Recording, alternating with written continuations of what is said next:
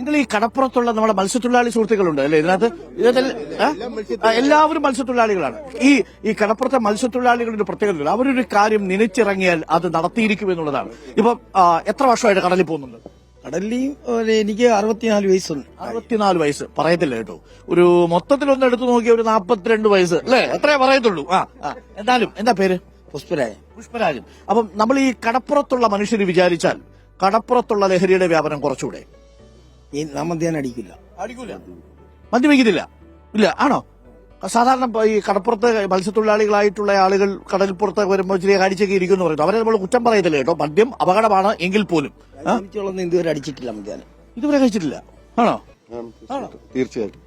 അപ്പൊ അതൊരു പ്രധാനപ്പെട്ട കാര്യം. ഒന്ന് നിങ്ങൾക്ക് പലപ്പോഴും ചില ഈ വലിയ ബുദ്ധിമുട്ടുള്ള പണികളൊക്കെ ഏർപ്പെടുന്ന ആൾക്കാരെ ഇച്ചിരി കഴിച്ചാലേ ഇച്ചിരി ഊർജ്ജം കിട്ടൂ എന്നൊക്കെ പറഞ്ഞൊരു പഴയകാല കഥയുണ്ടല്ലോ. അത് ചുമ്മാതാ. നന്നായിട്ട് ഹാർഡ് വർക്ക് ചെയ്യുന്ന മനുഷ്യർക്കും ഇതില്ലാതെയും ജീവിക്കാം എന്നുള്ളതാണ്. നമ്മൾ മദ്യത്തിനെതിരെ മാത്രമല്ല, രാസലഹരി, മറ്റ് ലഹരി പദാർത്ഥങ്ങൾ ഇതൊക്കെ കൊണ്ട് ഈ സമൂഹത്തിൽ വിതരണം ചെയ്യുന്ന ആളുകളുടെ എണ്ണം കൂടുന്നു. നിങ്ങൾ മത്സ്യത്തൊഴിലാളികൾ വിചാരിച്ചാൽ ഈ പ്രദേശത്ത് ഇതിന്റെ വേരെടുക്കാൻ പറ്റത്തില്ലേ? എല്ലാരും വിചാരിച്ചാൽ നടക്കും. എല്ലാരും വിചാരിച്ചാൽ ഇവന്മാരെയൊക്കെ എന്ത് ചെയ്യണം? ഇതേപോലെ ഈ കൊച്ചു പിള്ളേരുടെ ജീവിതം, ഈ കൊച്ചു മക്കളെ വലിയവർ കാണിച്ചു കൊടുത്താണ് ഈ കൊച്ചു മക്കളൊക്കെ ഉണ്ടാവുന്നത്. ഇപ്പൊ വിഴിഞ്ഞത്ത് നോക്കാമെങ്കിൽ അച്ഛനും മോനും ഒത്തിരുന്നടിക്കുന്നത്. അതാണ് ഇവിടെ മിക്കാറുള്ളത്.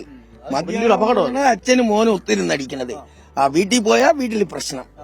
ഇതാണ് ഈ വിഴിഞ്ഞത്തുള്ള ഏറ്റവും വലിയ കുഴപ്പം. അതാണ് ഇപ്പൊ ആരെങ്കിലും പോയി നല്ലവർ പോയി വിലക്ക് ചോദിച്ചാൽ അവരെല്ലാവരും കൂട്ടം ചേർന്നിട്ട് അവരെ തല്ലാൻ പോകും. അങ്ങനെയുണ്ടോ? അങ്ങനെ ഉണ്ടെന്നാ ഇവിടെ വിഴിഞ്ഞത്ത് അത് മിക്കാറുള്ളത്. ഇതിന്റെ കൂടെയാണ് ഈ രാസലഹരിയും കൂടി വരുന്നത്. ഈ അടിച്ചു കയറ്റി ഓരോരുത്തർ വീട്ടിൽ അമ്മയാര്, മക്കളാര്, അനിയത്തിയാര് എന്ന് തിരിച്ചറിയാൻ പറ്റാത്ത അവസ്ഥയിലാണ്. വിഴിഞ്ഞത്തെ മൊത്തം എല്ലാം നോക്കാമെങ്കിൽ എല്ലാം കച്ചട തന്നെ. എല്ലാം നല്ലവരോരുത്തർ ഇല്ലെന്ന് പറയാൻ പറ്റില്ല. അങ്ങനെ ആക്ഷേപിക്കരുത്. അതില്ല. ഉള്ള കാര്യം പറയാം.